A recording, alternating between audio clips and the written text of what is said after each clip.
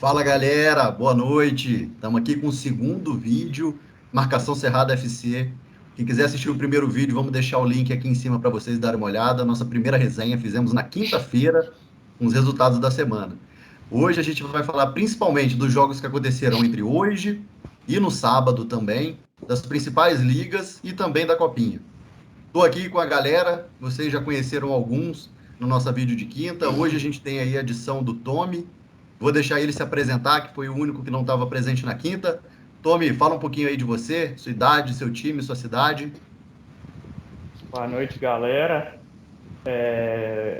Eu sou o Tony, sou de Minas, cruzeirense, e é isso. Vamos aí destrinchar um pouco sobre o mundo do futebol aí.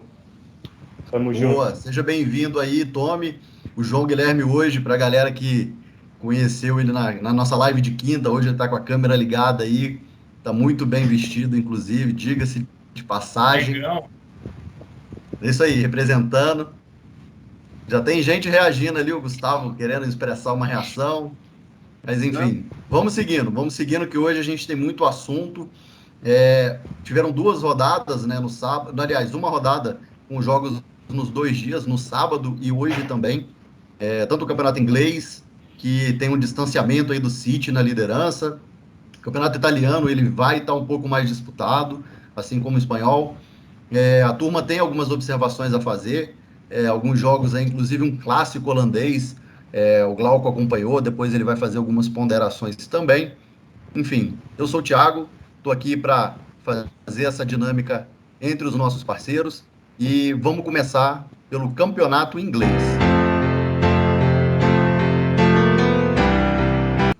Na Inglaterra, a gente teve uma rodada bem agitada. O Everton perdeu em casa para o Aston Villa. O Brentford perdeu também em casa para o Wolverhampton. O Manchester United conseguiu uma vitória de 1-0 sobre o West Ham. O Leeds perdeu em casa para o Newcastle. Estou com essa camisa aqui em função do nosso brasileiro Rafinha. Está jogando muita bola, mas não foi suficiente. O time do Newcastle está esboçando uma reação. Provavelmente vai continuar na luta para não cair para a Championship, mas é um time que começa a reagir com a chegada do Trippier, a chegada do Chris Wood, que era do Burnley. Espera-se que consiga brigar para continuar na Premier League. Southampton e Manchester City ficaram em 1-1. O Leicester recebeu o Brighton e também ficou no empate de 1-1. O Liverpool foi a Londres para ganhar do Crystal Palace no estádio Selhurst Park. Foi considerado um dos estádios com a melhor atmosfera da Inglaterra, que os fãs participam. O estádio ele tem uma dinâmica, uma acústica muito difícil para os adversários. Então, uma vitória importante do Liverpool para se aproximar do Manchester City. Arsenal e Burnley ficaram no 0-0. E fechando aí a rodada, o Chelsea, que vai a 11 jogos de invencibilidade sobre o seu rival londrino do Tottenham, fez 2-0 hoje. Eu vou passar a bola aqui primeiro para o Luan. Luan, que assistiu esse jogo do Chelsea e do Tottenham. O que você tem de comentários principais a fazer sobre essa partida? Primeiramente, boa noite, pessoal. Boa noite aos nossos amigos telespectadores que estão acompanhando o segundo vídeo do canal Marcação Cerrada. Eu fiz uma análise. Foi um jogo bastante trucado. As duas equipes com uma marcação muito forte. Porém, eu vi o Chelsea superior em praticamente boa parte do jogo. Aos 43 da etapa inicial ali, teve uma boa oportunidade o Lukaku de abrir o placar. A bola chegou para ele na grande área. Ele isolou bizonhamente, estilo Pablo. Nosso Gustavo aí vai concordar. Plenamente. Foi igualzinho, cara. Na hora que ele chutou ali, eu falei, meu Deus do céu, o Pablo encarnou no Lukaku. Aos 43 do segundo tempo da etapa inicial ainda, do primeiro tempo, ele teve outra oportunidade de abrir o placar também. Eu não lembro se foi o Malte que cruzou a bola para a grande área e ele, bizonhamente, a Pablo novamente foi e furou. Coisa ridícula. Então o Lukaku teve uma noite de Vitinho. Não, o Lukaku vem numa decadência que eu realmente não esperava que ele ia começar tão mal assim no Chelsea, depois de uma grande temporada que ele fez no Inter de Milão. Se eu não me engano, ele tem 24 jogos pelo Chelsea, apenas 8 gols marcados. Muito abaixo pelo que a gente esperava do Lukaku. Sobre os outros jogos, o Glauco também assistiu aí o Arsenal, o time do coração do Glauco na Inglaterra. Uma partida, pelo resultado, uma partida um pouquinho xoxa, né? Um placar de 0-0. em Londres, contra um time que está aí na luta para cair. Se eu não me engano, o Burnley agora é o último colocado, não é? Boa noite, gurizada. Boa noite a todos os ouvintes, acompanhantes aí do canal Marcação Cerrada, e mais uma vez, vamos lá. Pois é, cara, o Arsenal tocou a bola, como de costume, né? Trabalhou bem a bola, só que faltou criação. Teve até 20 finalizações, só que, tipo, o Burnley treinado pelo... É um time que dificulta jogos, né? Pelo menos contra um time... Contra o Arsenal. No primeiro turno já foi um jogo bem complicado, que ganhou de 1-0 sofrido. Era um jogo importante, que tinha uma vitória, botava lá em cima, colocava lá em cima de novo, né? Passava o Tottenham, que agora segue na frente e ganhou a concorrência do United nessa quarta vaga. Bom o Arsenal se ligar, parar de perder esses pontos bobos aí. E senão vai ficar mais um ano sem disputar competições europeias, né? Que isso é um grande problema, porque o Arsenal não consegue disputar as contratações com os grandes clubes. Como a gente tá vendo o caso do Vlahovic aí, que tá fazendo de tudo para não ir pro Arsenal. Então espero que as coisas melhorem agora. Não tá tão mal, né? Mas podia estar pior. É isso aí. Sobre o jogo do Manchester United, que foi uma vitória por 1-0 sobre o West Ham. Alguém também quer fazer algum comentário? Acho que o Glauco tinha comentado mais cedo sobre esse jogo também. Antes de passar a bola aí para o Gustavo, só o Glauco finalizar sobre essa partida também. Mais uma vez eu achei a condição duvidosa. Quinta-feira eu já tinha falado sobre a condição do segundo gol do Manchester.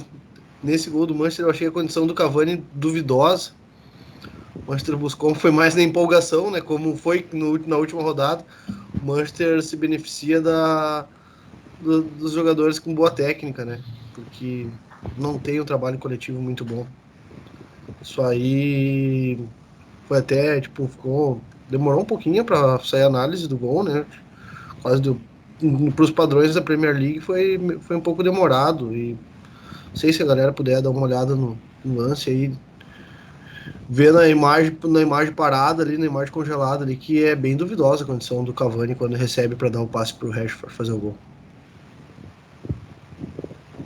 Pois é, mais uma partida, né, que o Manchester United tem um gol aí que foi citado como um gol polêmico, né, um gol possivelmente irregular.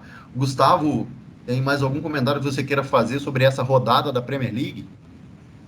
Cara, eu ia falar do Liverpool, mas entrando agora desse jogo aí contra o United, mais um jogo seco aí, né, do Cristiano Ronaldo aí, né, que não é porque ele já fez o que fez que a gente deve aí deixar de tecer, né, as análises quando ele faz atuações aí abaixo do que a gente conhece ele.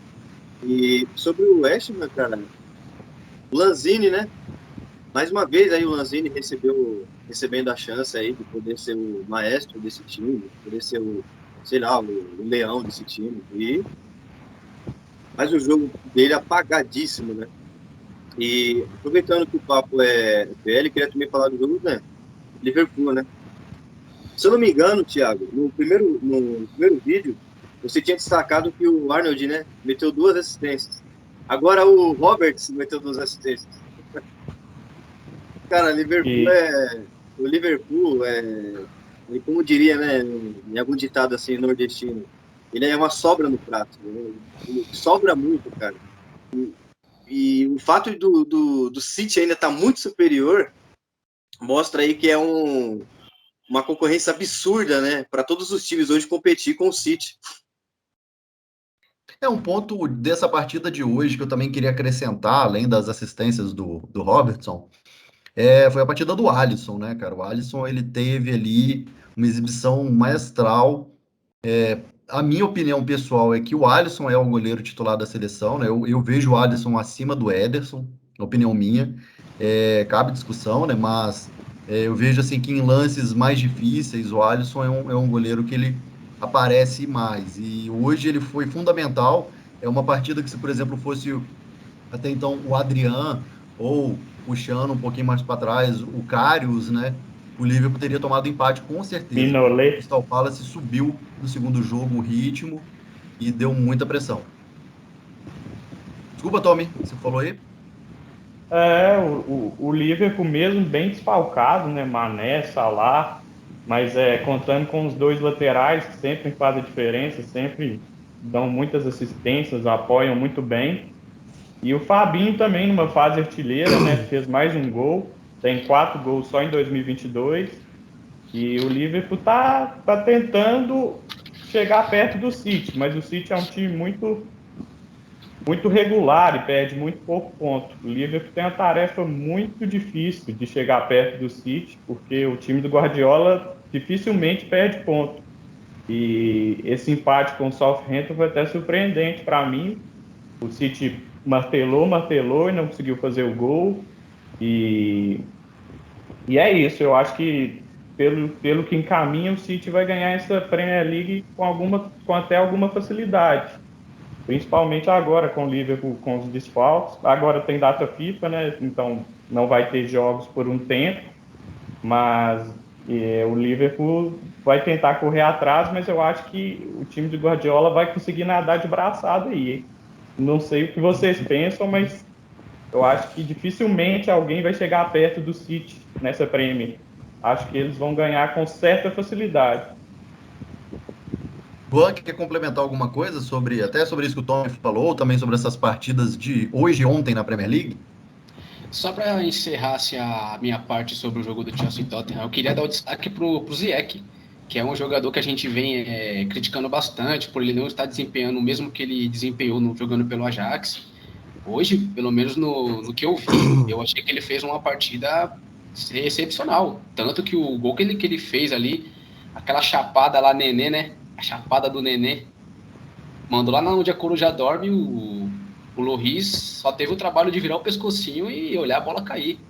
A partida que o Zé fez hoje foi realmente uma partida de se aplaudir. Um outro ponto também, né? A gente acrescentar aí o gol do Thiago Silva, né? Thiago Silva que encaixou muito bem nessa equipe do Chelsea. A gente vê, né, que ex-jogadores como o próprio John Terry exaltam demais o Thiago Silva em algumas entrevistas. O John Terry, que foi preparador físico, né, do time do Aston Villa, ele saiu para assumir a equipe de juniores do Chelsea e ele falou muito sobre isso, né? O quanto uma liderança, um jogador com a qualidade, a experiência do Thiago Silva traz segurança defensiva para a equipe do Chelsea como um todo. João, quer acrescentar alguma coisa? Só para finalizar o papo aí de Premier League, o jogo do Everton e do Aston Villa. Novamente uma partida muito abaixo do Everton, novamente uma partida ruim. Se eu não me engano, já são aí mais de 5 jogos que o time não ganha. Inclusive o Rafa Benítez está deixando o comando, né, do Everton. E quem está chegando lá agora é o Vitor Pereira, que é até um treinador que estava sendo especulado há pouco tempo no futebol brasileiro. Então vamos ver se o Everton consegue, né, uma reação aí com o novo treinador. E também para acrescentar que o Digne, né, que recentemente deixou o Everton, já chegou dando assistência lá no Aston Villa, seu segundo jogo por lá. O Coutinho também, que fez o seu segundo jogo, mas dessa vez passou em branco, não conseguiu fazer gol, nem assistência. E no fim das contas, o Aston Villa fora de casa, aí numa campanha sensacional, né, do Gerrard, que mal chegou e vem apresentando um trabalho bem consistente. Então aí 1-0 no Aston Villa sobre o Everton fora de casa. O Gerrard, ele saiu do Rangers, né? Ele foi para o Rangers, então não tinha tanta pressão, porque há muitos anos não ganhava o título, estava subindo, né, de um descenso, um rebaixamento forçado, por questões muito mais administrativas do que esportivas, né? E ele conseguiu reconstruir a equipe. Agora no Aston Villa ele parece que vem conseguindo reconstruir. Acho que ele vem seguindo o caminho correto, né? O próprio, no caso, o Frank Lampard, né? Quando ele foi buscar ali na carreira de treinador, acho que ele queimou algumas etapas. Isso acabou atrapalhando um pouco, né, o desenvolvimento dele como técnico. Já o Gerrard vem fazendo uma escalada ponderada, assim como está acontecendo também, né, com o Patrick Vieira, né, que ele está lá treinando hoje, né, o Crystal Palace. Ele tinha passado por uma equipe de terceira divisão na Inglaterra, segunda divisão, até chegar ali no Crystal Palace na Premier League. Então, acho que esse escalonamento, assim, subindo degrau por degrau, vai trazendo talvez a bagagem que o treinador precisa. Antes da gente encerrar aqui sobre o Premier League, eu vou pedir para o Gustavo e para o Glauco fazer algumas ponderações e a gente vai passar alguns resultados e falar também das outras ligas. Eu queria só falar mesmo um pouco do que o Tommy disse, um pouco do que também foi falado do Thiago Silva. Cara, eu acredito que o Thiago Silva ele foi uma grata surpresa para nós brasileiros. Porque eu acho que depois de um tempo ali, né, no fim do ciclo dele no PSG, eu acredito que a gente já não imaginava ele na seleção. E no Chelsea, né, ele conseguiu recuperar o status dele. Muito seguro, né, e provavelmente aí vai ser nosso homem guardião da defesa de novo, na Copa de 2022. Em relação ao que o Tommy falou, cara, eu noto uma coisa sobre o Guardiola que nem os próprios fãs exaltam. Como ele é regular, cara, em campeonato nacional, véio. Ele é muito regular. Não pensando nisso, a facilidade que ele tem de gerir, cara, até mesmo o Bayern de Munique, onde ele não conquistou a Champions League, ele conseguiu ser campeão facilmente, né, na Bundesliga. E era só isso mesmo.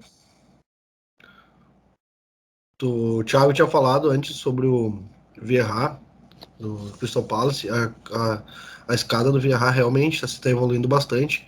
Ele vem sendo cogitado como um possível substituto do Guardiola caso ele saia do Manchester City. Ele e o Arteta são os nomes que vem sendo falado. Então, ele tem o futebol do Crystal Palace hoje, como o Thiago já falou ali. O Crystal Palace criou bastante, o Alisson salvou. É um time que joga direitinho. Então o Vieira vem evoluindo e a gente fica feliz por isso, né? Porque é um cara que sempre, dentro de campo, mostrou ser um cara inteligente, é um cara que enxergava o jogo e tá mostrando isso como técnico também. Exatamente, né? Essa escola, né, dos treinadores, até curiosamente, ex-jogadores do Arsenal, né? Eles têm essa bagagem também de valorização dos jovens. E o Manchester City vem adotando muito isso, a filosofia de contratação do Manchester City. A gente não vê o City mais aquela primeira fase inicial ali de buscando alguns jogadores experientes ali por 100, 200 milhões, né? A gente vê que as janelas de contratação são mais jogadores por alguns pontuais de posições que realmente carecem, mas Rubem Dias, Gabriel Jesus que eles vieram buscar, enfim, são jogadores mais jovens, né? Que eles trazem para tentar fazer esse desenvolvimento, desculpa, internamente. Encerrando aqui a nossa janela, né, sobre Premier League, agora a gente vai pular para a Espanha.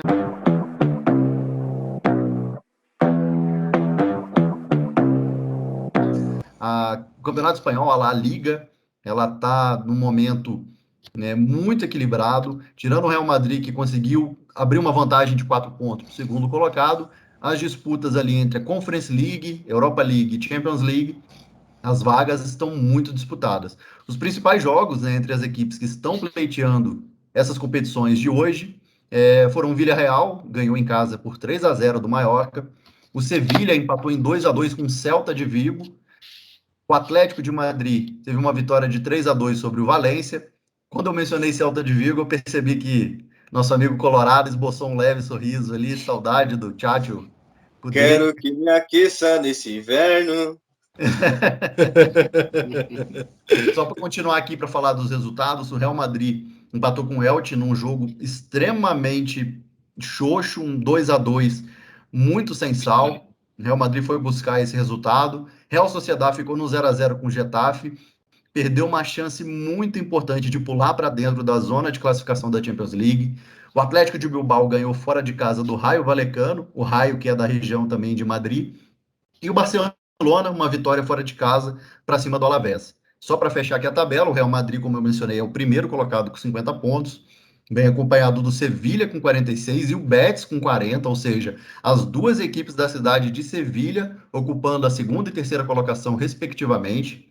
O Atlético de Madrid fecha o grupo dos classificados para a Champions League com 36, e ali coladinho nele o Barça com 35, né? O Barcelona neste momento classificando para a Europa League, desculpa, e o Real Sociedad na sequência para a Europa Conference League. Vou passar aqui a palavra para o Luan que assistiu essa partida do Villarreal, um jogo de 3 gols, né? Um jogo interessante. O Villarreal tem um estilo de jogo muito próprio que ele tenta sempre cultivar. Quais foram as suas ponderações a fazer sobre essa partida, Luan? Na verdade, eu não assisti o jogo do Villarreal, não. Eu quis falar mais sobre dar um destaque aí para a partida pelo que o Hazard fez. É claro que não chegou nem perto de ser aquele Hazard do Chelsea, do Lille, aquele Hazard que a gente conhece, que sabe a qualidade absurda que ele tem quando ele quer jogar. Mas eu notei que ele estava ali chamando o jogo para ele partia para cima, tentava criar jogadas, tentava dar drible. Eu gostei bastante da partida que ele fez. Eu não sei se vocês vão concordar, mas pelo que eu prestei atenção ali nos melhores momentos que eu vi, eu gostei da partida dele. Ele chamou muito jogo para ele. O Real começou pressionando muito. O goleiro do Elche, fez muitas defesas difíceis no começo. Verdade. O Elche, a primeira vez que ele foi no gol, fez o gol. O Real, antes disso, perdeu um pênalti com o Benzema. O Benzema perdeu o pênalti, uma chance cara a cara. O Vinícius também perdeu uma chance boa no começo do jogo. Ou seja, o Real, no começo, finalizou bastante, mas finalizou muito mal. E no segundo tempo, o Elche, em outra chance, fez o gol também. Foi 2 vezes no gol e fez 2. E o Real pecou muito na finalização. O Vinícius Júnior tentou muito, jogou bem, foi para cima, no X1 ali, driblou, sofreu pênalti. No final do jogo, deu uma assistência para o Militão. E o Real acabou que o empate foi até bom pelas circunstâncias do jogo, mas poderia ter se isolado ainda mais na classificação, poderia ter aberto mais pontos para o Sevilha, aberto mais pontos para o Atlético de Madrid, que pode ser que seja um concorrente, mas não mostrou ainda para o que vem essa temporada. Então, acho que o Elche, que quase nunca incomoda o Real no Bernabéu, hoje foi a pedra no sapato, que as bolas que chegaram no ataque, eles conseguiram fazer os gols. E o Vinícius, de novo, um destaque para ele, uma boa partida, continua partindo para cima, esse X1 dele que é muito difícil de marcar, cruzamento dele muito bom também. Finalização hoje ele pecou um pouco, mas no final acabou sendo um bom jogo. E o destaque para ele também, o Rodrigo entrou um pouco, não teve tempo de fazer muita coisa, e o Militão fez o gol no final, então foi um destaque positivo para os brasileiros do Real. Fã-clube do Vinícius Júnior já na mesma hora já reagiu aqui. Gustavo, Luan, eu também não Malvadeza, preciso nem falar, né? malvadeza.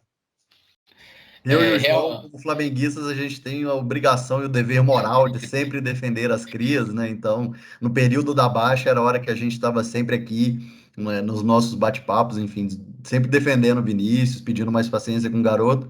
E agora é a hora dele brilhar. É bom que torcedores de outros clubes, né, valorizem o garoto, que para nós é importante, porque é um ano de Copa do Mundo, é importante que ele esteja bem e confiante. Isso tudo que o Tom me mencionou é verdade. O Vinícius vem sendo um destaque muito positivo do Real Madrid. Em alguns jogos, ele foi o fator determinante de converter alguns empates, até mesmo em vitória. E até o Luan também quer comentar alguma coisa? exatamente sobre o Vinícius Júnior mesmo, que mesmo ele ter sido um pouco abaixo do que ele estava jogando nas partidas anteriores, ele fez mais uma vez uma partida de destaque. No jogo de hoje, ele errou muito gol. Logo no início, aos 10 minutos, o Benzema fez uma jogada ali pela linha de fundo, deixou ele com a bola na pequena área e ele chutou em cima do goleiro. Mas mesmo assim, você vê, quando o cara tá com estrela, mesmo errando, ele consegue se destacar no jogo. Hoje eu senti que ele incorporou aquele Vinícius Júnior do início do Real Madrid, que errava gols fáceis, inventava demais. Mas não foi uma partida que você fala, nossa, o Vinícius Júnior foi horrível, ele realmente chamou a responsa de novo, foi um dos destaques. E esse moleque tá calando a boca de muita gente. Espero que continue assim, porque a gente só tem a ganhar. Fala, Gustavo, o que você discordou aí? Discordei tudo, né? Primeiro porque ele falou mal do Malvadeza, e segundo que ele se referiu...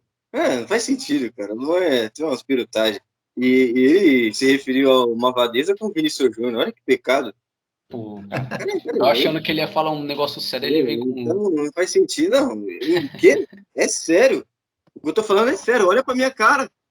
Eu tô sério, pô.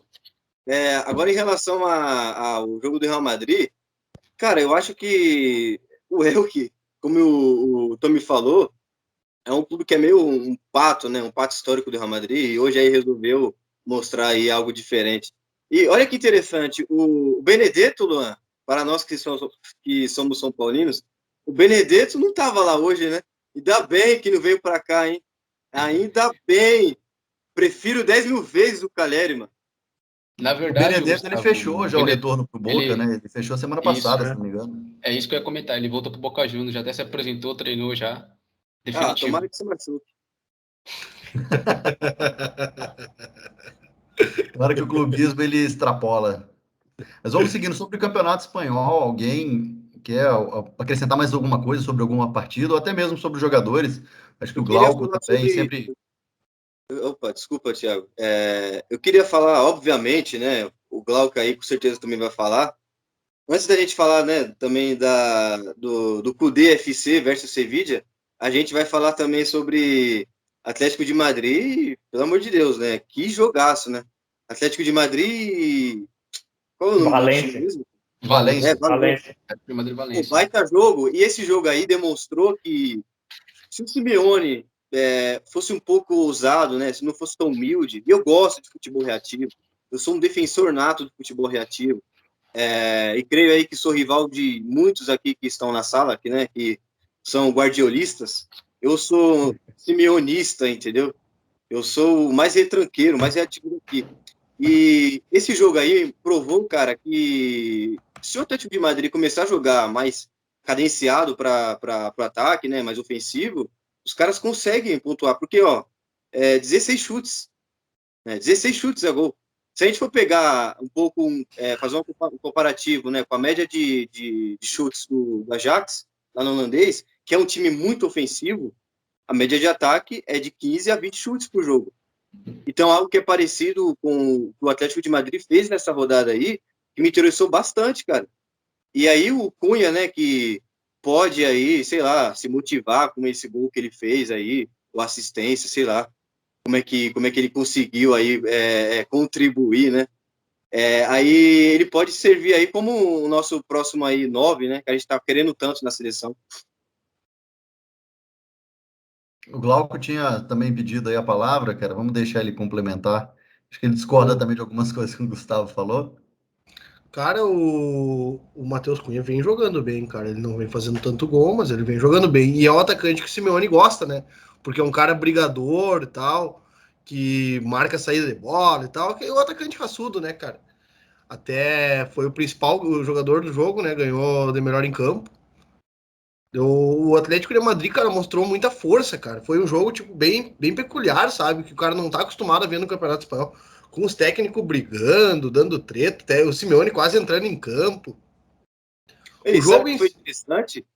O que é interessante nesse jogo é que a força do Atlético de Madrid é a defesa. Hoje eles cederam muitas jogadas. E uma coisa que é muito econômica neles é o ataque, né? Que foi o que aconteceu muito. Pois é, os gols do Valência, no caso, o Valência achou os gols, né, cara? O Atlético de Madrid já estava melhor no primeiro tempo, já tinha criado alguma coisa. E aí o Valência fez 2 gols, uma jogada do Musa, se eu não me engano, e outro chute fora da área, no canto do Oblak. Mas no segundo tempo foi na base da força mesmo. Ali não teve tática nem nada, empurraram o Valência para dentro do gol. Repito, a boa atuação do Matheus Cunha, né? Correia, cara. Esse cara tá jogando muito, tá fazendo uma boa O, temporada, cara. o Carrasco jogou muito bem também, né? Pelo que eu É, tava vendo aqui nas notas, ele foi o que teve a nota mais alta no clube, Dois, no jogo. o são dois Carrasco Acho ele jogadores, que parte, ele parte para cima, né, cara? É legal é, de ver esse tipo de é. jogador. são dois Ele jogadores clássicos foi já, né? 8,3 a nota dele, se eu não me engano. Ele jogou muito bem. Só uma observação sobre o Atlético. Eu acho que o Atlético tem bola para mais. Tem muito material humano para um futebol melhor. Acho que o Simeone não entrega esse futebol ofensivo que o Atlético tem material para jogar. Tem muito bom jogador nesse time e eu vejo um time muito retraído às vezes, que pode ser mais ofensivo. Eu até esperaria que brigasse com o Real nessa La Liga. E até então está brigando por uma vaga na Champions apenas. E o Atlético acho que tem potencial para mais. A diferença de pontos, né? Ela é até pequena, né? O Atlético, com uma vitória, ele já encosta ali no grupo da Champions, né? A diferença hoje são apenas 4 pontos para o Betis. O Betis é uma equipe que, apesar de todo o histórico, os brasileiros principalmente lembram bem do Betis, né? Aquela época do Denilson e tudo mais. Porém, o Betis é uma equipe com o material que ela tem hoje, ele está fazendo mais do que poderia, realmente, assim, tá numa, vamos dizer assim, uma performance acima.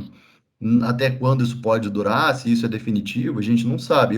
Eu acredito que o Betis vá daqui a pouco começar a entrar numa curva de queda e vai ficar ali, entre sexta e oitava posição, que é um lugar que encaixa bem para o elenco do Betis. Agora, realmente, o Simeone, ele tem um estilo de jogo mais reativo, ele não busca por conta própria o resultado, né, a partida, o domínio, mas eu concordo plenamente com o Tommy, com o Gustavo também ponderou isso. Eu não sou realmente, na hora que o Gustavo falou ali, eu não sou adepto a esse tipo de futebol. Eu gosto do futebol para cima, a escola de futebol que me agradou mais, sempre foi a escola mais ofensiva, de pressão, de posse de bola, de intensidade, marcação mais alta, mas com perfil ofensivo, né? O Simeone ele pratica algumas dessas coisas, mas ele diminui o ritmo de jogo de uma forma mais defensiva. Antes da gente fechar aqui, alguém mais quer fazer alguma ponderação sobre o Campeonato Espanhol? Ou a gente já pode seguir aqui, falar um pouquinho de Bundesliga? Só para complementar, Thiago, sobre o Barcelona, né, para finalizar aí, que novamente venceu sofrido, né, o famoso 1-0. O Barcelona aí, a gente já sabe que não é de hoje, que vem sofrendo, né, pelas crises aí e tudo mais, mas conseguiu hoje vencer com o gol do Frenkie de Jong já no final da partida, né? E o Barcelona aí fez uma partida abaixo, né? O que é de praxe, o que já vem acontecendo aí algumas rodadas, enfim, não foi novidade esse resultado. É um futebol sofrível, mas valeu os 3 pontos, que garante o Barcelona ali na 5ª posição, com 35 pontos, né? E bem atrás do Real Madrid. Hoje a realidade do Barcelona é lutar para ir para a Champions League. Há 10 anos atrás, ninguém imaginava que 10 anos lá na frente o Barcelona iria sofrer com tudo isso que vem sofrendo. É a importância, né, do administrativo, né, que eu mencionei agora há pouco sobre o Rangers. O fora de campo tem um peso muito grande. Acho que a equipe, enquanto o clube como um organismo esquecer a responsabilidade que ele tem em mercado de transferências, em salários. Eu lembro que na época que o Barcelona vendeu o Neymar, a torcida ficou realmente muito revoltada pela forma que o Neymar conduziu a negociação, né? O Neymar tem essa característica de a maneira que ele reage, a postura em alguns momentos acaba gerando uma controvérsia desnecessária. E a torcida do Barça tratava o Dembélé como um jogador melhor que o Neymar. E hoje tá aí, o cara vai sair de graça, já tá afastado do elenco porque não vai renovar o contrato, pediu um valor estratosférico para renovar, enfim. Isso tudo a conta chega, cara, e tá pesando agora. Chegou agora, além de outros erros, não só essa questão, não é só um Dembélé, a renovação do Messi não ter acontecido é um absurdo, sem igual. O cara ele era a cara do Barcelona, né? Até puxando um pouquinho o gancho, voltando em Premier League, né? O pessoal mencionou mais um jogo que o Cristiano passou em branco. Cristiano Ronaldo e Messi estão aí, cara, numa luta para poder se encaixar nessas novas ligas, né? No Cristiano já não é nova, que ele voltou, mas não estão conseguindo desempenhar aquele papel tão fora da curva que eles desempenhavam na La Liga, né? O que gera aquele debate de fato, né? Será que a La Liga, em termos de defensivo, de postura defensiva das equipes, ela é mais fraca do que a Premier League, do que o próprio francês, que tinha sido dito como a quinta liga da Europa? E a gente começa a ver que não é bem assim, né? Nem os caras que já são craques, a gente sabe que são craques, eles têm as premiações que tornam distintos dos demais, como as bolas de ouro, enfim, as eleições lá da revista France Football, mas não estão conseguindo render. Luan, você concorda? Concordo, eu fico mais surpreso com o momento do Messi, pelo esse fato aí, que a gente muitas das vezes debateu ali no nosso grupo sobre as ligas as mais fortes, as mais fracas, a gente sempre concordou de forma unânime aí que a Liga do Francês era uma das ligas mais fracas que tem aí. E eu ver o Messi com dificuldade para desempenhar aquele bom futebol que ele teve no Barcelona, fazer muitos gols, assistência, eu estou estranhando bastante. O Cristiano Ronaldo ainda já no início que ele voltou para o Manchester United, ele fez uns gols, deu umas assistências, teve jogo que ele resolveu sozinho, Só que agora a coisa tá mudando. Parece que ele tá sentindo, parece que não se adaptou totalmente novamente à PL. Então é complicado. Não sei se a idade já tá batendo na porta dos caras também. Pode ser isso também, mas tá me estranhando, velho. O Glauco pediu para comentar, vou passar essa palavra para o Glauco e a gente já fecha aqui sobre o Campeonato Espanhol, enfim, se for falar também sobre Messi, Cristiano, pode ficar à vontade, e a gente já fecha para passar para a Bundesliga. Vou falar um pouco sobre o Barcelona ali, que eu dei uma acompanhada, não olhei o jogo, tava fazendo outra coisa, aí depois eu olhei os melhores momentos. O Barcelona, mais uma vez, parindo uma bigorna para fazer um gol, né? É impressionante. Mostra a camisa, Glau. Mostra a camisa, Glau. Aí, ó. Não mostra. Não precisa não. Aí. Estreando a camisa. Volta, desce, pode descer. A próxima eu vi a camisa do Real, só pra deixar o Glauco daquele jeito. Mais uma vez, jogo difícil do Barça, né, cara? Contra o Alavés, que criou até que teve chance de fazer gol. O Alavés errou umas cabeçadas ali. Mas é isso, o que vale fica de bom os 3 pontos. E um destaque que eu não poderia deixar de passar em branco, né? É o Celta de Vigo, endurecendo contra o Sevilha lá. Segundo gol do Celta de Vigo me deu uma vontade de tomar uma cerveja, porque me lembrou aquelas roubadas de bola e saída rápida, marcação pressão do Cudê no Inter. Foi um bonito gol de Iago Aspas, uma roubada de bola no ataque. E o Galhardo, Glauco, como que ele tá jogando? Ele tá na reserva, não vem Cara, acompanhando? ele tá entrando todos os jogos. Ele entra todos os jogos, mas ele não tem gol nem assistência ainda. Ele entra sempre faltando 10 minutos. Sabe quem o Galhardo parece, cara, no Celta? Ele tá parecendo, não, você vai entender. Ele tá parecendo o Pato naquela última passagem do São Paulo, no começo do Paulistão, que ele tava entrando e ele não tava jogando mal, só que ele não conseguia marcar, não conseguia dar assistência nem nada, entendeu? Entendi Tá nessa perfeitamente. Concordo. E o bonito gol do Papu Gomes, né? Nesse jogo, né? Canhotaço na gaveta. Esse Papu Gomes joga muita bola. Estreia do Jesus Corona. Fez um bom primeiro tempo, buscando jogadas pelo lado direito ali. Quase deu uma assistência para um golaço do Campos de voleio. Papo Gomes é o que jogava na Atalanta, certo? Esse mesmo. Joga muita bola, argentino. Fez um golaço de canhota. Gosta do futebol dele. Quando a gente estiver chegando mais próximo ali do meio do ano, né? Estiver encostando em Copa do Mundo, a gente vai fazer alguns vídeos especiais aqui. Acho importante a gente fazer uma análise, né? Um ranking das seleções que a gente imagina, uma espécie de bolão mesmo. E aproveitando, a gente estava falando de Atlético de Madrid, a gente comentou sobre o Correia. Agora sobre o jogo do Sevilha, né? Com o Celta, né? A gente acabou de mencionar o Papo Gomes. Então, a Argentina vem com muitos jogadores que estão em boa fase, né? Para num ano de Copa do Mundo. Mesmo estando em baixa, parece que o Messi finalmente se encontrou na seleção. E além desses jogadores citados, o Lo Celso, ele vem jogando muita bola. O Depou, principalmente, né? Ele se encaixou de uma forma perfeita nesse esquema do Atlético de Madrid. E a gente não pode esquecer também do Lautaro Martinez, né? E o goleiro, né, do Aston Villa, o Emiliano Martínez, falhou no jogo contra o Manchester United, mas vem fazendo uma boa temporada também. Já vinha bem, né? E finalmente, né? O Emiliano Martínez, a Argentina consegue achar um goleiro confiável, né? Porque são anos e anos aí. O Christian Romero, do Tottenham. Exato. Mas o Romero, o Glauco, o Romero, eu acho que ele se machucou, viu? Ele tá machucado. Então, mas o caso do Emiliano, cara, eu torço aí pra recuperação dele aí e que ele flop bem no início da Copa do Mundo. Esse é meu desejo. Que ele cometa vários frangos igual ele cometeu no jogo passado. Sim. Exato. Na hora chave da Copa do Mundo. Vai ser maravilhoso. Eu vou comemorar igual como se o São Paulo tivesse ganhando outra Libertadores. Não, eu vou comemorar como se o Pablo tivesse saído. Não precisa de muito. Né? Então pode comemorar, porque o homem já não tá mais inscrito no Paulista. Porque a outra Libertadores tá difícil, tá distante, né?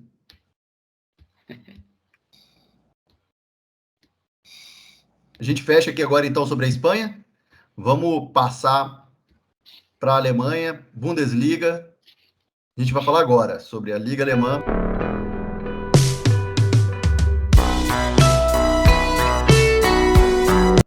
Algumas partidas aconteceram ontem, principalmente a vitória do Borussia Dortmund sobre o Hoffenheim por 3-2 fora de casa. Foi um jogo também muito agitado, tiveram várias oportunidades para as duas equipes, mas o Dortmund muito superior, até o placar, quem olha 3-2 pode entender que foi um jogo mais justo, porém o Dortmund teve um domínio maior, só que não converteu todas as chances. O Leverkusen também, ele ganhou de 5-1 do Augsburg, em um jogo que facilmente ele conseguiu dominar, mesmo numa partida que imaginava-se que seria um pouco mais difícil, porque o Augsburg é um desses clubes que tem dificultado os jogos das grandes equipes, mas conseguiu um placar bastante elástico. Nas partidas de hoje, o Leipzig ganhou de 2-0 do Wolfsburg, em casa, e o Bayern de Munique foi na capital Berlim ganhar do Hertha por 4-1. O Bayern de Munique segue na liderança, 6 pontos na frente do Dortmund. O Bayern de Munique tem 49, o Dortmund vem com 43.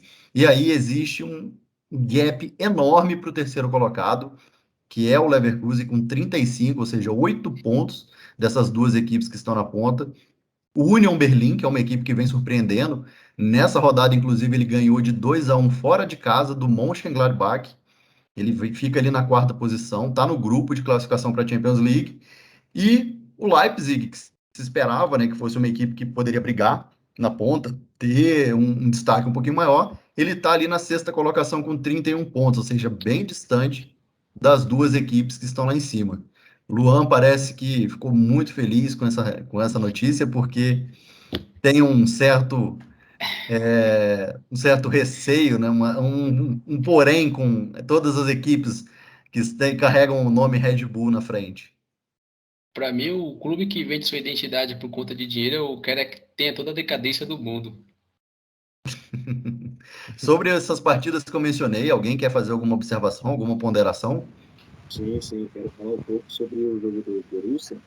Eu até discordo um pouco de você, viu, Thiago, sobre esse jogo aí, porque eu acho que o Borussia ele até foi um pouco salvo nesse placar aí pelo gol contra do David Raum, do Hoffmann, né? Porque, cara, o Borussia finalizou 4 vezes e só 2 no gol. Enquanto o Hoffmann finalizou 16 vezes. Ok, 3 no gol. Mas em casa, né? A gente tem que contar isso. Só que, né, o Borussia é o Borussia, o Hoffmann é o Hoffmann. A gente não precisa, né, entrar nessa pauta aqui, discutir e tudo mais. O Alan fez mais um gol, né? O que é comum do meu galego, do meu galego favorito, né? Do meu nórdico europeu favorito. E o Royce, né, mostrando que, cara, eu acho que o Royce é um jogador muito craque. Ele é muito craque. Eu achei que Muito. você não ia falar dele. Não, é claro que eu vou falar do Royce.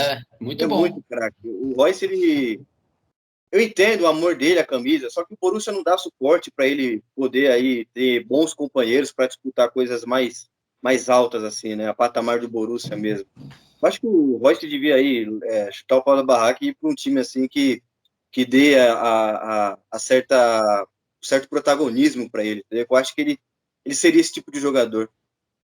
Mas eu acho, Gustavo, eu quero só mencionar outra coisa também.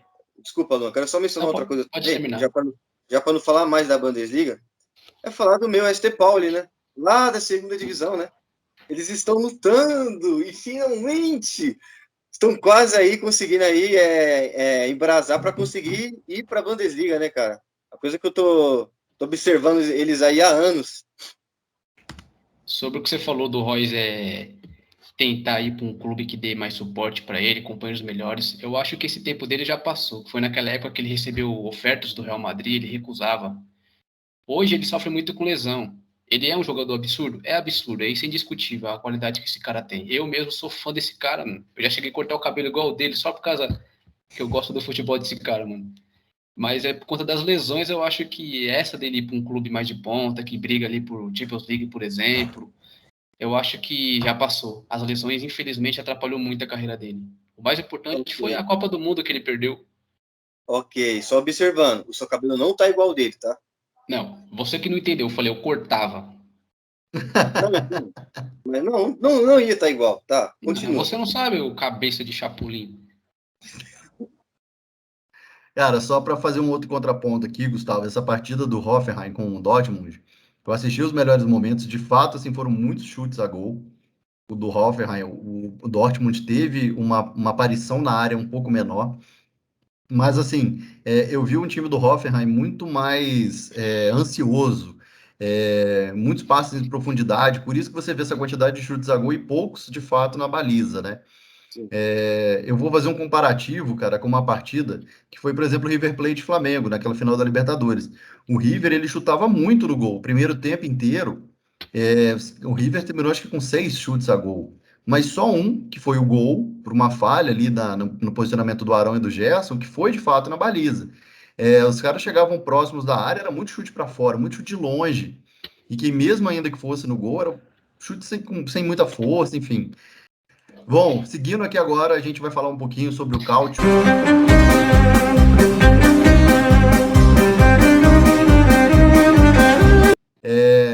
É um campeonato desses campeonatos nacionais que a gente vem mencionado que está mais equilibrado. A Inter de Milão ela segue na ponta, porém a diferença entre os clubes que estão ali brigando para a Europa League e a segunda colocação está muito apertada. Os principais resultados que a gente teve na rodada de ontem, a Inter ganhou de 2-1 do Veneza, num jogo que muitos trouxeram a público a informação de que foi parecido com o Manchester United, né? Uma situação polêmica que o time menor foi, de certa forma, prejudicado, né? Seria um jogo que esse empate seria muito importante para a equipe do Veneza, que acabou de subir, e que entre nós aqui acabou sendo eleito como um dos uniformes mais bonitos de todo o futebol mundial, tanto o primeiro quanto o segundo uniforme. A outra partida que aconteceu ontem, tiveram mais duas, né? Mais 2 empates em 0-0, Genoa e Udinese. Destaque para estreia aí do Pablo Mari, né? O primeiro jogo que ele faz pela Udinese após a negociação com o Arsenal. E a Lazio ficou no 0-0 em Roma contra a Atalanta. A Atalanta, que é uma equipe que está ali no 4º lugar, tentando se firmar entre os times da Champions League. E a Lazio, com esse empate, ela deixa de se aproximar também nas equipes que estão se classificando para a Europa League. Nos jogos de hoje, destaque principal para o Napoli ganhando de 4-1 da Salernitana. Salernitana, para quem não lembra, é a equipe que contratou o Ribéry, mas acabou que nada está funcionando por lá. Vai ser uma equipe que provavelmente vai voltar para a Série B. E o Milan ficou no 0-0 com a Juve. E, por fim, a Roma foi na cidade do Empoli para poder conquistar uma vitória por 4-2. Com isso, a Roma chegou na 6ª colocação com 38 pontos. Só para fechar a questão da tabela, né? A Inter é a líder com 53, seguida ali por Napoli e Milan empatados com 49, Atalanta com 43, Juventus logo na sequência com 42, a Juventus que nesse momento é a equipe classificada para a Europa League, e por fim a Roma com 38, com essa vitória de hoje chegou aos 38 pontos, que seria a primeira vaga, né, para a Conference League. Sobre o campeonato italiano, sobre o Calcio, essa rodada que tivemos ontem e hoje, algum comentário especial? Sim. Queria falar do jogo da Empoli e Roma. Cara, vocês vão saber o que eu quero dizer. Se o nosso amigo aqui, Ramiel, estivesse aqui, ele ia entender perfeitamente. Mano, já não é de hoje que o Abraham joga muito bem. O Mourinho está começando a achar aí uma espécie de goleador. E isso lembra aí, né, outros grandes nomes que o Mourinho lançava, né? Como, por exemplo, aí, um exemplo notório é o Chelsea. Então, eu tô acompanhando esse cara aí, esse Abraham aí, ainda mais depois do jogo da Copa, né? E ele também, se não me engano, fez gol. E hoje, nessa última rodada, ele marcou 2 gols. Zaniolo, mais uma partida boa. Eu acho que o Zaniolo ele é o melhorzinho, assim, né? Vamos dizer assim, ele é o que não é inútil completamente, entendeu? Cara, sobre esse jogo da Roma, muito interessante. Porque 16 chutes iguais para os dois. O jogo é muito equilibrado, cara. Um jogo muito gostoso. Eu vi os melhores momentos. Foi os melhores momentos gostoso. Acho que de todos assim que eu assisti, foi o melhor vídeo de melhores momentos que eu vi, entendeu? E tô torcendo para Roma aí, porque eu sou Mourinho FC. Ô, Gustavo, só um comentário que eu acho interessante fazer, que eu estava olhando isso ontem. O Tammy Abraham, né, que era o jogador do Chelsea, o atacante que você mencionou, ele tem um irmão que chama Timmy Abraham. O irmão dele, ele joga no Newport County, é um time da 5ª divisão da Inglaterra, e na AFL Cup, que é a antiga Taça Carabao, né, em 3 jogos ele fez 2 gols. Então, Caramba, que a família são bons atacantes, né? tô observando esse cara aí. É bom porque a Inglaterra ela tem uma boa safra de jogadores para essa próxima Copa do Mundo, vem uma renovação muito boa. É uma dor de cabeça, por exemplo, ótima para o técnico, né, para o Southgate. Não é bem uma dor de cabeça porque ele é um pouquinho paneleiro, né? Mas você tem ali Vardy, Kane, Rashford. Você tem bons jogadores de ataque para você escolher e o próprio Calvert-Lewin. Abraham. Desculpa, Tommy. Calvert-Lewin do Everton também é bom jogador. Calvert-Lewin, exatamente. Até o próprio o Hudson-Odoi do Chelsea, né? Ele já fez algumas vezes a função de falso 9. Então, para jogar ali mais próximo da área, a Inglaterra está Danny com Ings. boa safra, né? O Ings é realmente um Foi jogador lembrado. que ele já tá numa idade um pouquinho mais avançada, mas ele é muito bom. O próprio Armstrong, que está no Southampton, também é um bom jogador, fez uma excelente Championship pelo Blackburn. O Blackburn que vendeu o Armstrong porque queria colocar o Brereton como atacante principal. O Brereton que naturalizou chileno, provavelmente vai para a Copa, caso o Chile classifique, como o atacante de referência do Chile também. Enfim, a Inglaterra tem bons jogadores, né? Então, resta saber se eles vão conseguir materializar isso. Eu acho que desde 2002 que a gente fala, né? A Inglaterra tem um puta de um elenco no papel, mas chega na Copa não consegue nem beirar uma semifinal, né? Talvez com esse desempenho da última Eurocopa eles possam levar isso a campo. Ainda sobre, para a gente fechar aqui sobre o Cáutio, alguém quer estar fazendo algum comentário, alguma observação adicional dessas partidas? Thiago, eu quero só É, complementar o que eu falei. Eu quero só complementar o que eu falei aí do Abraham, né? Pronunciei errado, desculpa. Nessa última Cáutio aí, ele jogou todos os jogos da Cáutio, que desde quando ele chegou, 22 partidas. E teve 3 participações de gols. 10 gols e 3 assistências. Então, assim, realmente é um cara aí que é para se observar, cara. eu queria falar sobre o jogo do clássico aí, né? Milan e a Juve. Apesar de ter sido um placar de 0-0, o jogo foi muito truncado. As duas equipes com marcação muito forte, chegando em cima, a famosa marcação cerrada. Vamos fazer um puxa-saquismo aí pro canal, né? Se inscreva, viu? Se inscreva aí, dá like aí, ó. Não dá dislike não, só dá dislike quando o Glauco falar. Apesar de ter sido 0-0, uma partida muito truncada, eu gostei muito do desempenho da equipe do Milan. Eles procuraram o ataque o tempo inteiro, eles estavam ali macetando o time da Juventus. Eles não. Se você for puxar os melhores momentos, eu não sei se vocês viram, a Juventus mal chegava no gol do Milan. O Milan estava sempre ali, buscando, fazendo jogadas. O Pioli, ele acertou em cheio nessa equipe. Eu realmente não imaginava que ele ia conseguir arrumar essa equipe do Milan. Graças a Deus o Milan está voltando às origens. Falta muito ainda para ser aquele Milan de antigamente, mas aí está nos caminhos certos já. Tomara. Torço muito pro Milan. É curioso porque, se eu não me engano, foi o Maldini que numa vez fez uma entrevista, né? E na época que ele era jogador, perguntaram para ele qual time você odeia mais, a Inter ou a Juventus? Aí ele respondeu: é a mesma coisa que me perguntar qual dos meus filhos eu amo mais, não tem como eu responder. Apesar de não ser um clássico entre equipes da mesma cidade, é um clássico da região norte da Itália, né? E de duas das equipes que alguns anos atrás carregavam, né, com destaque o patch aí da Itália aqui no peito, né, da Squadra Azzurra que eles sempre carregavam.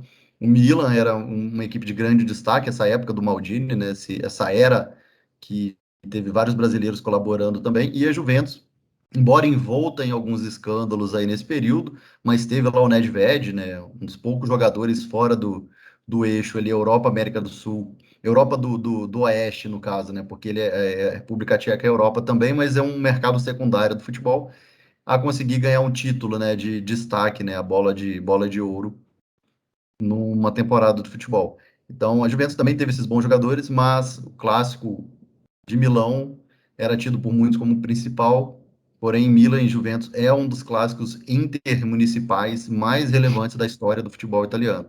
O Glauco quer fazer alguma observação? Você que acompanha de perto o futebol italiano? O meu destaque vai pro Lorenzo Insigne, que chegou no Maradona no número de gols pelo Napoli. Provavelmente vai passar, né? Porque tem mais alguns jogos e depois vai pro Toronto. Ele vai em junho pro Toronto, né? Em junho. Que ao meu ver é um desperdício, né? Um cara que podia dar caldo em muito time grande da Europa ainda, time grande, médio. Por exemplo, na Juventus, hoje ele seria titular. E muitos times ele E seria líder Não do só na time, né? E Juventus. líder do ataque. Isso, Ele é no, muito bom no jogador. Milan também. Cara, até puxar para Inglaterra, alguns times da Inglaterra, ali como no Arsenal, no Tottenham, ele jogaria tranquilamente. Não, discordo. No, Entre Arsenal e Toronto, eu prefiro ir pro Toronto. Ô, louco. Não, nossa, que bobagem você falou, hein, Luan? Nossa, cara. Vai atiçar o Glauco. O Glauco todo mundo sabe aqui que é Gunners roxo. não, nada surpreende bobagem vindo do Luan. Mas Ele acho é que meio não cara, hein? só pelo próprio Insigne, né? Mas Não, a pessoal. Juventus é curioso que se você olha a Juventus, ela tem um histórico recente de ficar uma recorrência, cara, de péssimas escolhas para o ataque. Vinha um tempo atrás com Vucinic, Amauri, o próprio Quagliarella, que é um bom jogador, mas não é para um time como a Juventus. E, cara, Morata, assim, realmente, cara, você olhar e falar, cara, qual que é a ambição desse time? É realmente ser campeão ou ficar ali Cara, no chove no molha, né? Só para explicar aqui pro público aqui para entender, foi uma brincadeira, pessoal, que obviamente vocês não conhecem, mas o Glauco ele é fanático aí pelo Arsenal, então foi apenas uma brincadeira ali para ver a reação dele. E Falar além um pouco disso, Pode seguir. dessa Juventus, futebol bastante burocrático. Eu vi os melhores momentos, a Juventus não acertou um chute no gol. Futebol bem decadente, tem vários jogadores que acho que já deram o que tinha que dar já. E a Juventus com a Allegri está muito longe de brigar pelo título e mais um ano aí, sem ganhar nada pelo jeito, com um futebol bem fraco, bastante aquém da Assim história do esperamos. clube.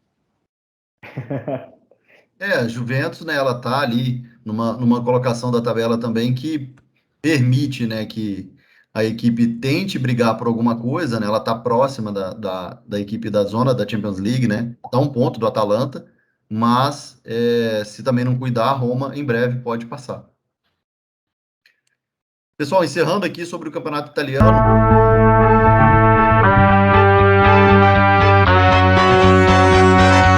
Eu vou só passar alguns resultados de Portugal, tá? Da Liga Portuguesa e também da Liga da Holanda. Em Portugal segue nada de novo. O Porto segue disparado na liderança. Ele ganhou de 3-1 do Famalicão. O Benfica ganhou fora de casa do Arouca por 2-0. O Sporting também e teve uma partida muito dura contra o Braga. Ele perdeu em casa para o Braga. O Braga, que é uma das equipes pequenas de Portugal, que normalmente mais traz dificuldade para os grandes, né? E o campeonato hoje está com o Porto com 53 pontos na liderança, o Sporting em segundo com 47 e o Benfica classificando para a pré-Champions League com 44. O Benfica que teve toda essa Maravilhoso. questão aí, né? Que o João e eu, vamos lembrar bem, ficou ali demite ou não demite Jorge Jesus, acabou que o Flamengo foi lá, contratou o Paulo, e aí na sequência o Jorge Jesus foi demitido e aquela coisa toda, boato de que ficou chateado pelo Flamengo não ter esperado, enfim. Mas não tinha o que fazer, né? Não deu os sinais que queria sair. E voltando agora sobre o campeonato holandês, sem muitos destaques, né? O Ajax ganhou o clássico contra o PSV na cidade de Eindhoven, né? A cidade do PSV por 2-1. E o Feyenoord foi na cidade de Nijmegen para ganhar do NEC por 4-1. Por que eu estou mencionando essa partida do Feyenoord? Porque no campeonato holandês, historicamente são essas três equipes, né? As que trazem o maior nível técnico e os títulos. O Ajax está com 48 pontos, acompanhado muito de perto pelo PSV, o PSV que foi campeão em algumas edições, aproveitando alguns tropeços do Ajax. O PSV está com 46, 2 pontos de diferença, e o Feyenoord é o terceiro colocado com 42.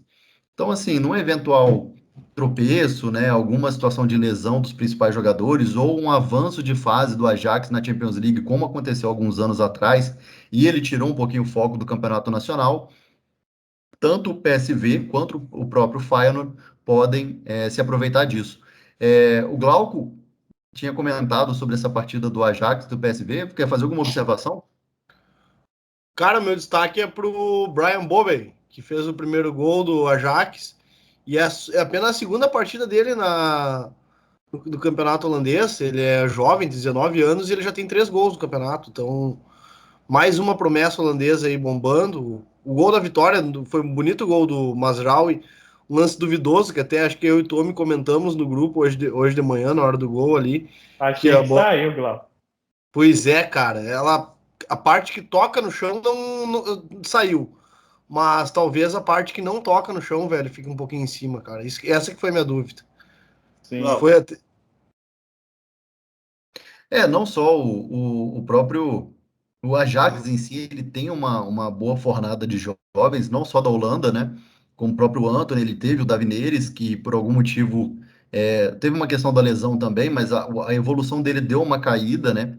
Deu uma retraída, o Ajax preferiu negociar. E o próprio Ryan Gravenberch, que é um Bom puta de jogador. um jogador também, com baita de um potencial. E o Ajax, que nesse momento está desfalcado, né, do Onana, que para mim também é um excelente goleiro, está É disputando a mesmo. Copa Africana de Nações. E do Mas o Haller Onana é também. Alguém pode reserva. me O falar, por Onana o favor? Onana é reserva. Haller Será que também alguém, tá desfalcando o Ajax. será que alguém É pode o me falar, por pa... favor, o nome do assistente? Qual é o nome do assistente do Ajax? melhor jogador do mundo? Fala o Do nome Zan, dele. do Zan, do Zan Tadic. Ah! Putz. Aí você me pega, cara. Monstro sagrado, mais uma assistência dele. Só Joga falo isso. demais. Que esse cara joga é brincadeira, velho. Pelo amor de Deus. Pois é, então, ele teve uma temporada um pouco apagada pelo Southampton, né?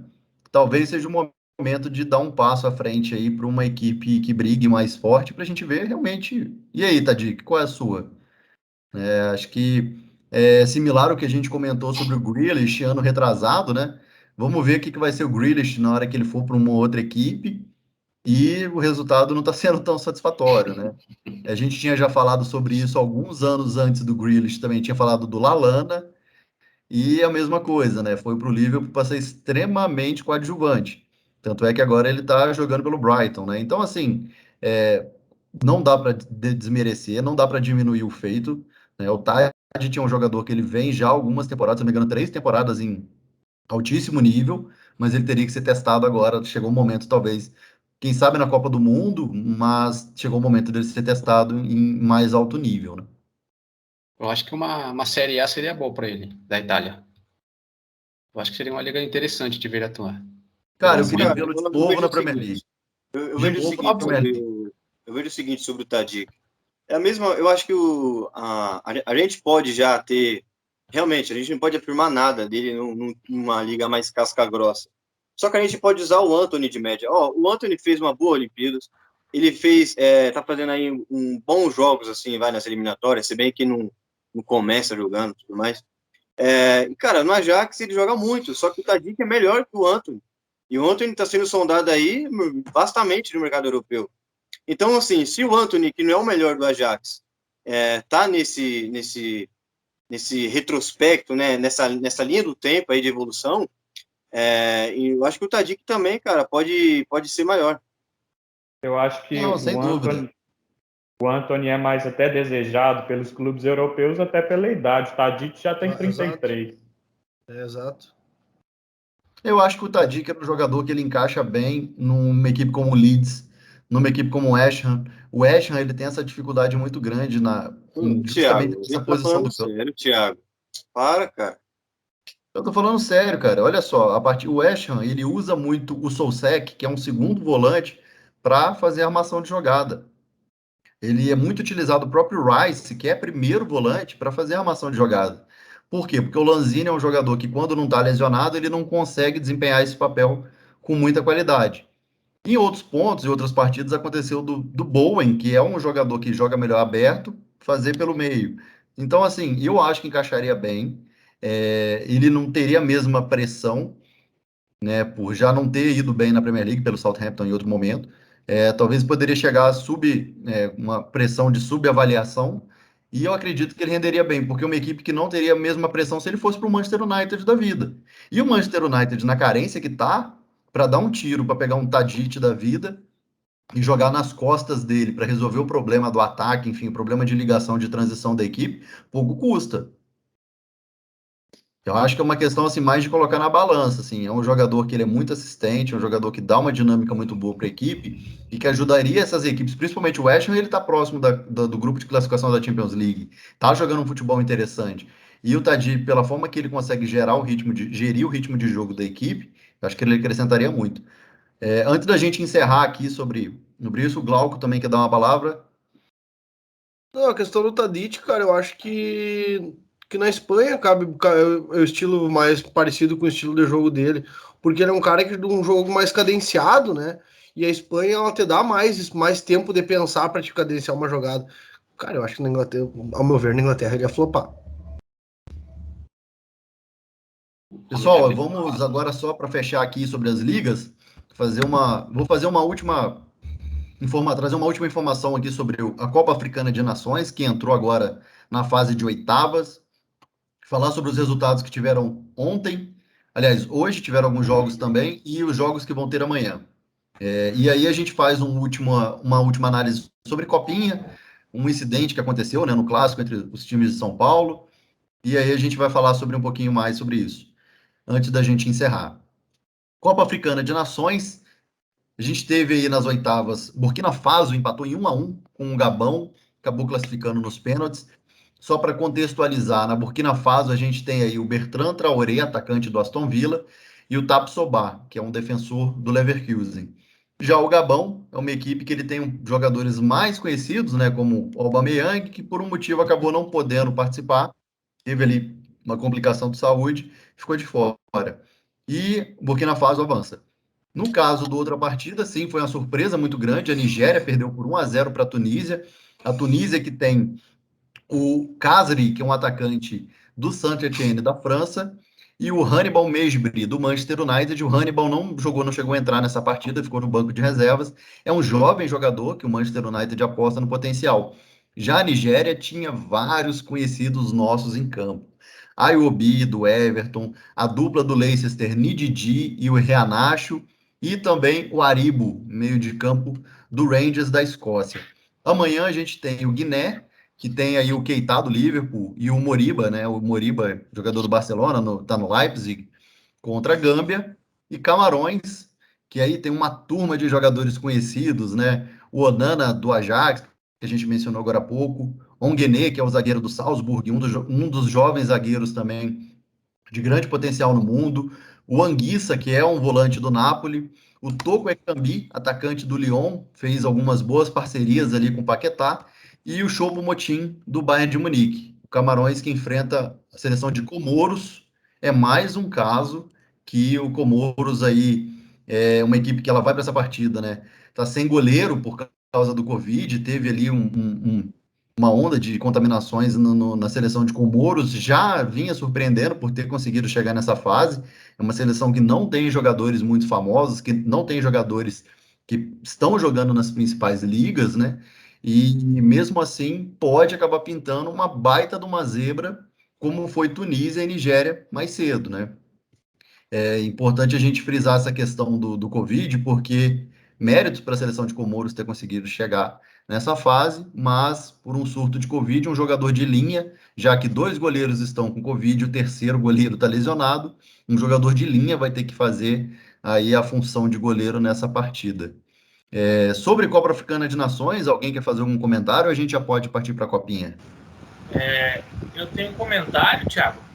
Eu assisti um jogo da Burkina Faso contra o Gabão, a Bandeirantes, né, que está transmitindo essa competição. Enfim, foi um jogo assim tecnicamente muito abaixo, né? Para ser sincero, essa competição, pelos jogos que eu assisti, são jogos que deixam a desejar muito, tanto tecnicamente quanto em outros quesitos, mas a Burkina Faso até saiu na frente, né, com o Bertrand Traoré, que é um jogador aí bem conhecido, e depois o Gabão ficou com um jogador a menos, e mesmo assim foi buscar o empate já no final do jogo, né, conseguiu até levar o jogo para a prorrogação, conseguiu segurar com um homem a menos, aí foi para as penalidades e no fim deu 7-6 para Burkina Faso, que acabou se classificando e se deu melhor sobre a seleção do Alba Meyang, que não estava presente na partida. É isso aí. Teve esse episódio, né, da questão da saúde aí do Alba. Ele precisou voltar antes e não pôde participar. Encerrando aqui a Copa Africana de Nações, a gente vai fazer uma última observação, né, sobre a Copinha. A gente teve aí uma cena lamentável que aconteceu, foi o torcedor invadindo o gramado, portando uma faca, né, um objeto cortante. Acho que isso mostra um pouco assim de como que a sociedade, a gente a nível geral no Brasil, está numa polarização, numa maneira de muito extrema de encarar as coisas. Era um jogo de molecada, era um jogo de categoria de base, e um torcedor invadiu o gramado com uma faca. Qual era a intenção com isso? Esse tipo de coisa a gente não pode compactuar. Aqui a gente tem uma rivalidade muito sadia entre nós, né? Até no primeiro vídeo que a gente falou na quinta-feira, o link eu tinha colocado mais cedo aqui na descrição, vocês podem conferir lá. A hora que eu faço uma brincadeira, né? Que só tinham campeões mundiais participando, o Glauco, ele colorado, ele até dá uma risada, né? Que ele menciona a questão que o Intercontinental não é mundial e tudo mais. A gente tem várias discussões. Os São Paulinos aí, pelo Inter, né? Ter ganho aquela Libertadores em cima, tem toda essa discussão, essa brincadeira e tudo mais, só que existe um limite. E, cara, você assistindo uma competição de garotos, como que você, como torcedor, leva uma faca para um jogo como esse e entra em campo? Qual era a intenção de entrar em campo com essa faca? A gente não pode se acostumar com a barbárie. A gente não pode se acostumar com a falta de limites, né? A falta de respeito que vem acontecendo na nossa sociedade. E principalmente, só aproveitando aqui, vou abrir para vocês falarem também antes da gente encerrar. Eu quero, aproveitando essa linha da gente não aceitar essa barbaridade, puxar um assunto também aqui que aconteceu ao longo dessa semana, que foi a expedição, né, do mandato de prisão do Robinho lá na Itália. Lógico que a justiça brasileira nunca vai aceitar deportar um brasileiro nato para cumprir essa pena, mas é um crime considerado hediondo, né? Um crime, uma agressão sexual praticada por mais de uma pessoa contra uma garota. E isso foi transitado, foram apresentadas provas, foram apresentadas todos os tipos de contestações, enfim, nós não podemos julgar até que a justiça o faça. E a justiça o fez e ele foi declarado culpado. Na minha opinião, eu falando aqui como Thiago, tá? Não estou representando o grupo Marcação Cerrada, mas a justiça brasileira deveria criar algum tipo de mecanismo para que essa pena fosse cumprida aqui no Brasil, porque isso não pode passar em branco. Esse tipo de crime, principalmente, tem que ter uma punição exemplar para mostrar que ninguém é superior a ninguém e, principalmente, que esse tipo de coisa não pode virar impunidade. Agora eu vou abrir os colegas. O Luan eu vou só pedir para começar pelo Luan, que ele tinha pedido para falar alguma coisa quando eu mencionei o assunto da copinha, mas eu já queria deixar esse gancho também do Robinho aqui na mesa, porque são duas situações que aconteceram nessa semana e que extrapolam o limite do aceitável. O que me deixa mais curioso sobre esse caso da Copinha, que eu não consigo entender, é como que esse rapaz, esse cara aí, que eu vou até me conter aqui para não falar coisas excessivas, como que ele conseguiu passar pela revista e ninguém viu que esse cara tava com a faca? É isso que eu fico me perguntando até hoje. Como que ele passou ali, ninguém viu? É meio suspeito, é estranho. E o que se passa na cabeça de uma pessoa? Vamos supor que ele tem 40 anos. Invadir um jogo de garotos que está querendo ter uma oportunidade na vida, melhorar financeiramente, se destacar em algum clube maior. 20 anos o garoto tem. E o cara entrar com uma faca para dentro do gramado. O que vem na cabeça é que ele queria tentar fazer alguma tragédia ali. Eu queria também parabenizar o Caio, o jogador de São Paulo, que foi muito corajoso. Naquele momento que ele viu o rapaz entrando no gramado, já com a faca na mão, ele foi lá e abraçou o cara para tentar meio que acalmar, não permitir que o cara fizesse nada de errado com os jogadores do Palmeiras, podendo até mesmo ele sofrer algum ferimento. Foi uma atitude, assim, heróica da parte dele. Cara, e o São Paulo pode se prejudicar por isso, né? Nas próximas 5 edições aí, que é acho que o artigo 53 e 52. 5-3, isso. Da São Paulo Copinha, pode ser excluído durante 5 prevê que- edições da Copinha. Isso. Cara, em relação ao que o Thiago falou aí do caso do Robinho, isso aí, Thiago, isso aí entra em uma discussão porque o Brasil é um país que é signatário da ONU, correto? E o Robinho está sendo procurado por mais de 190 países aí na Interpol. Verdade. E a ONU, cara, ela é uma organização em que, assim, todo Estado é soberano, todo Estado toma a sua própria decisão, como no caso do Brasil, ele tem as suas regras, entendeu?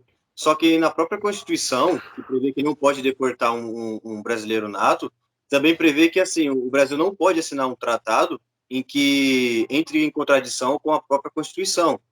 Então, aí tem outra questão no caso do Robinho, pelo fato de que, se a Itália começar a usar recursos da ONU, e a ONU em si, a ONU representando todos esses países, cobrar o Brasil vai ter que pensar em uma maneira de realmente, como você sugeriu aí, cumprir a pena do Robinho. Aqui no Brasil, em solo brasileiro, ou em outro país, como no caso da Itália, porque a questão do tratado, como falei, o Brasil é signatário, ele tem que seguir com uma questão de convenção, entendeu? É uma confederação onde todos têm um bem comum. E a ONU, ela tem muitas pautas humanitárias ligadas também ao direito da mulher e assim vai, né? Eu vi que os ministros da Itália, eles iam entrar com um pedido para que o governo do Brasil aceitasse ele cumprir essa pena aqui mesmo.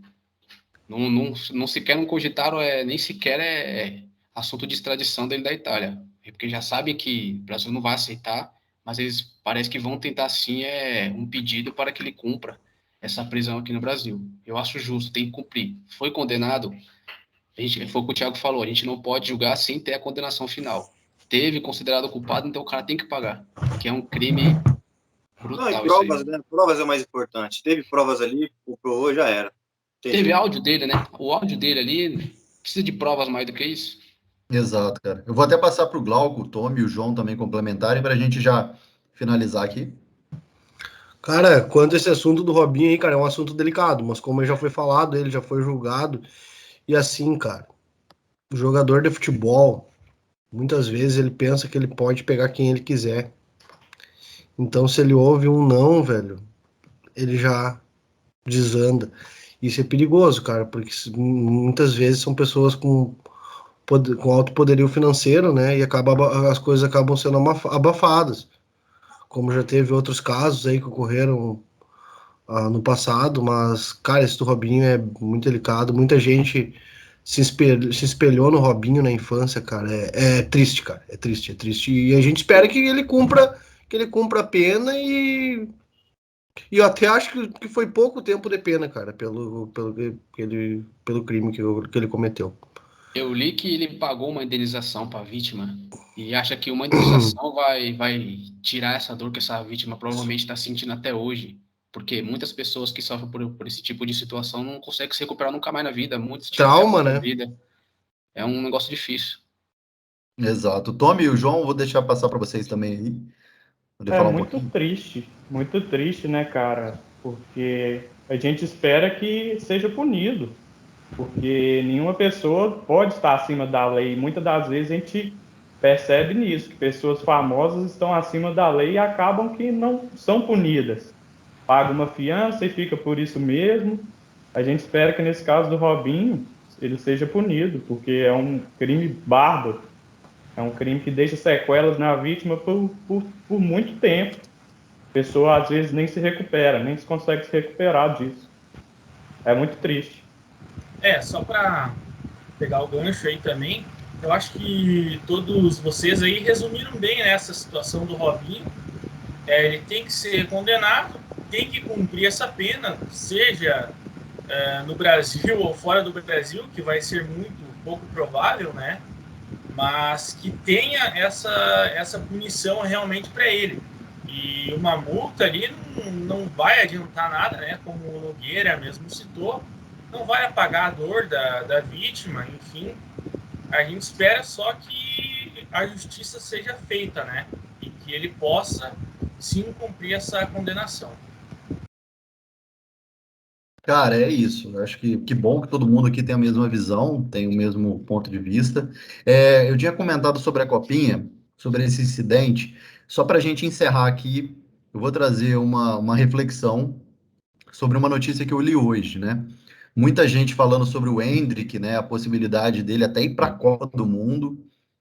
E o Abel Ferreira, treinador do Palmeiras, comentou assim: se quiserem comprar uma passagem para ele, que seja para Disney, ele e a família, porque o que ele tem que fazer é continuar brincando e se divertindo, não é ter essa pressão de uma Copa do Mundo.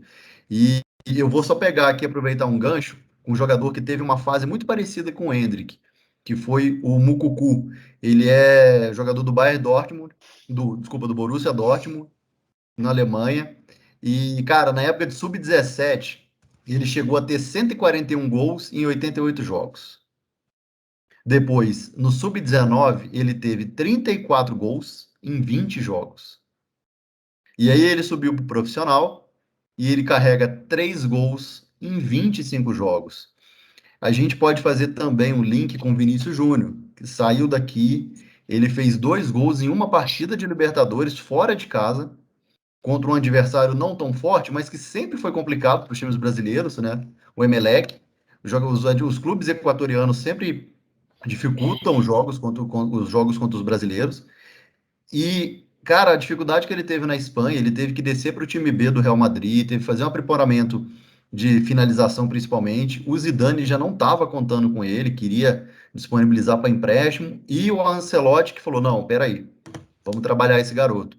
Então, assim, não estou desmerecendo, pelo contrário, eu acho que o Endrick tem um puta potencial, só que a gente tem que tomar cuidado, porque ele vai dar um salto agora muito grande a nível pessoal. Esse cara, como foi mencionado, não sou eu que estou dizendo, né? Nos portais de notícia, a família dele estava numa situação de de extrema dificuldade, passando fome. E esse cara daqui a pouco vai estar recebendo um salário que nunca na vida ele cogitou receber. Isso abala o psicológico. A gente viu acontecer isso com o Hugo, o Neneca, goleiro do Flamengo. Começou muito bem, fez ótimas partidas. O último grande jogo dele foi contra o Corinthians.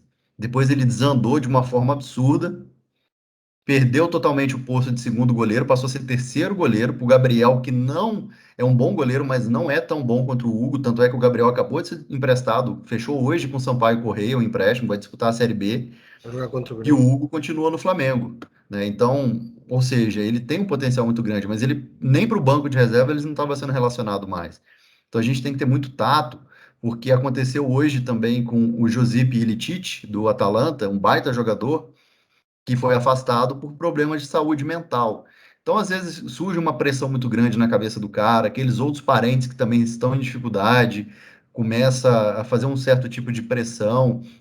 Enfim, é um universo de coisas que pode acontecer e tirar esse garoto do eixo, não só o futebol. Então, vou passar um por um para falar, para a gente encerrar aqui, mas fechar com esse assunto. Eu acho que o Endrick tem um baita do potencial, não tem que nem ser cogitado ir para a Copa do Mundo. E o Palmeiras, ainda bem que o Abel, falando agora como torcedor do Brasil, torcedor da seleção brasileira, olhando esse menino como um futuro camisa 9 ou camisa 10 da seleção do Brasil, amarelinha. Cara, ainda bem que o Abel teve esse discernimento de falar, o lugar dele é ali, desenvolvendo, com a turma da idade dele, sem queimar as etapas. Vou passar para o Luan, aí na sequência eu vou pedir para o Gustavo e o Glauco fecharem, e aí o Tom e o João finalizam. Sobre o Endrick aí, eu não sei se foi no grupo da gente que eu ouvi alguém comentando sobre, se foi em outro. O pessoal comentou que o Luxemburgo, na época que estava treinando o Palmeiras, nessa última passagem dele, ele chegou a barrar algumas vezes o Endrick no profissional. Eu não sei se alguém queria que o Luxemburgo usasse ele ou colocasse ele para treinar com a rapaziada mais experiente, e ele deu esse bloqueio. Deu a entender também que ele teve o mesmo tipo de pensamento que o Abel Ferreira, pensamento correto. É muito novo. Queimar essas etapas para esse garoto vai fazer muito mal. Outro exemplo que a gente tem um recente aí foi o Brenner, do São Paulo, do Sub-17, já pularam o moleque pro profissional. E olha o tempo que ele demorou para conseguir desenvolver o futebol que ele sabe. Porque a gente estranhava, o Brenner ele tinha um faro de gol impressionante na base. E a gente vê ele não rendendo no profissional, sendo emprestado para um clube aqui, outro ali, tava estranhando. Foi até que ele conseguiu se adaptar e conseguiu deslanchar fazendo gol.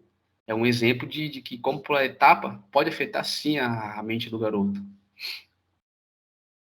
Cara, aproveitando isso que o Luan disse do Brenner, o Thiago citou aí, né, o jogador do Borussia.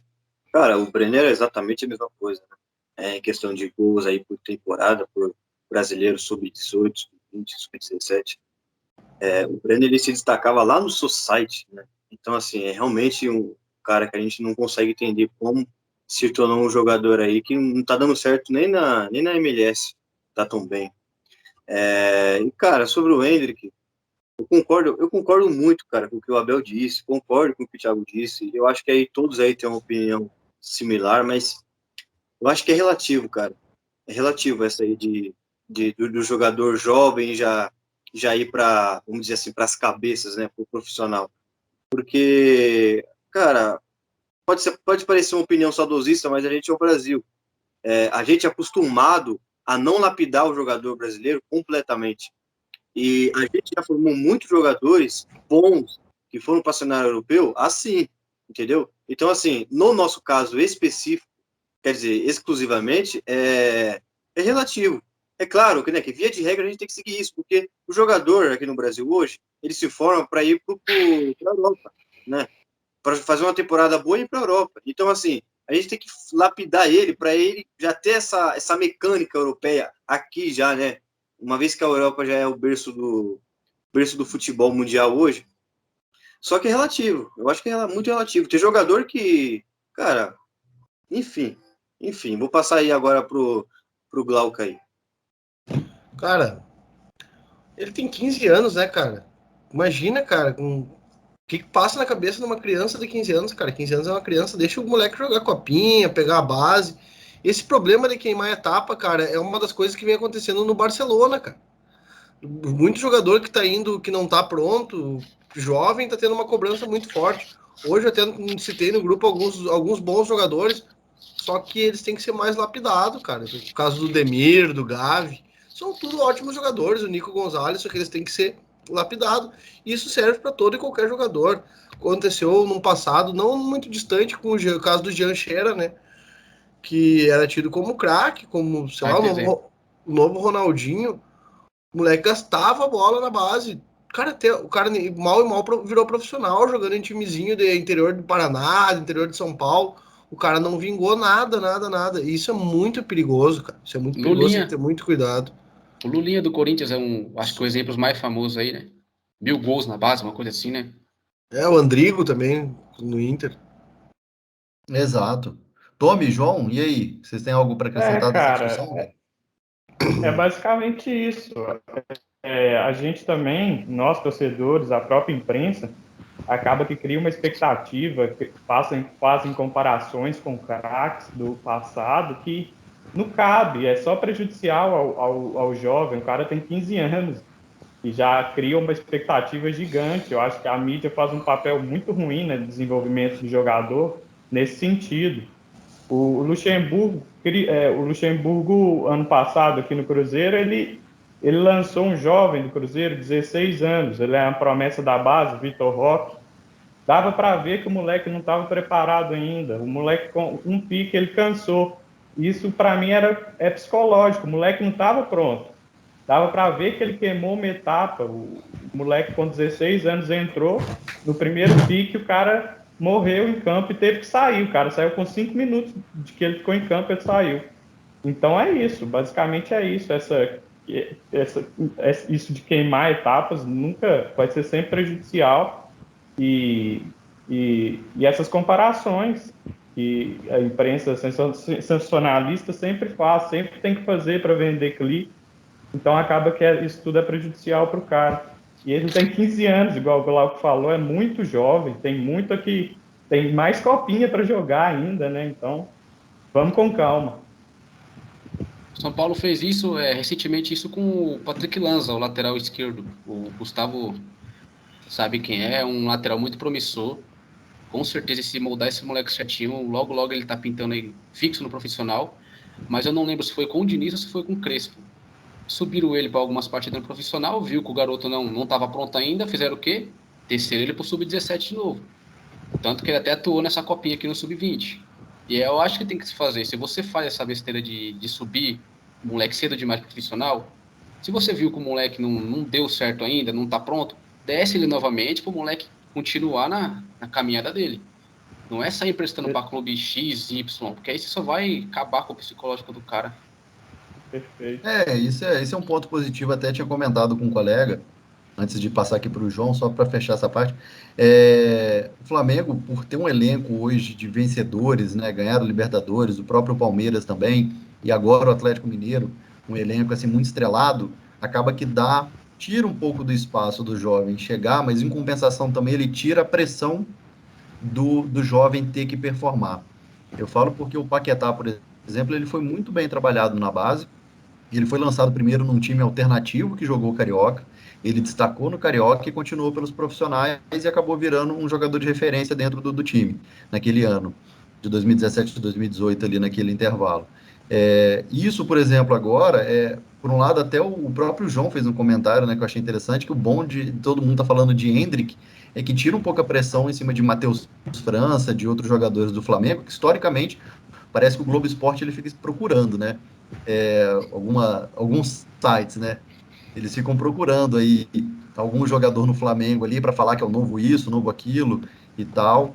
Enfim, eles vão estar buscando algum jogador. Então, tira essa pressão, um elenco estrelado, um elenco de campeões, permite que o jovem participe lá da categoria de base sem aquela pressa dele compor no profissional. João, vou passar para ti aí para antes da gente fechar.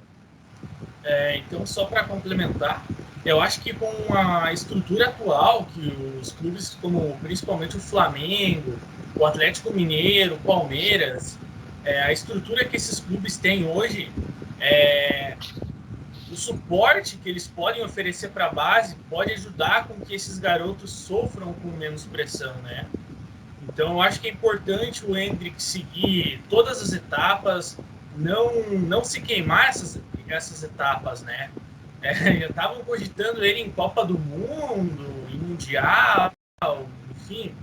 Eu acho que o Palmeiras hoje tem um treinador que tem uma mentalidade muito forte, que é o Abel Ferreira.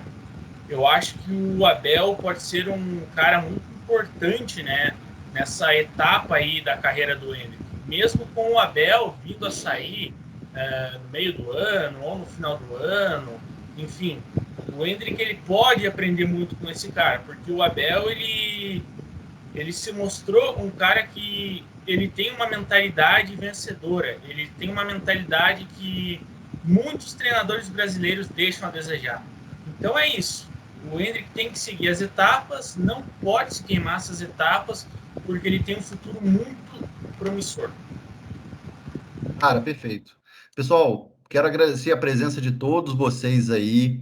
Vamos lá, Glauco, Luan, Gustavo, o João, como sempre, o nosso filmmaker, editor aí, e o Tommy estreando aqui com a gente. Seja bem-vindo, vai participar nossos próximos bate-papos, das próximas lives. Na quinta-feira a gente volta, vamos falar sobre a rodada que começa amanhã em alguns campeonatos. Amanhã a gente tem Copa Africana de Nações. Terça e quarta-feira a gente tem jogos aí ao redor do mundo. E nessa semana começam também os estaduais. Então a gente vai estar falando na quinta-feira sobre Campeonato Estadual, Rio Grande do Sul começa, Rio de Janeiro começa, São Paulo começa, enfim, o futebol brasileiro finalmente começou e agora a gente vai estar aí falando muito mais dos nossos times. Vai ser a hora que a rivalidade vai aflorar, essa discussão aqui muito sadia, educada. O rumo vai ser diferente, mas a gente espera que vocês estejam aqui com a gente. Pessoal, muito obrigado. Na quinta-feira a gente está de volta. Domingo tem live. A gente vai fazer uma gravação ao vivo aqui no YouTube. E a gente espera vocês. Forte abraço. Abraço! Até mais, pessoal. Obrigado.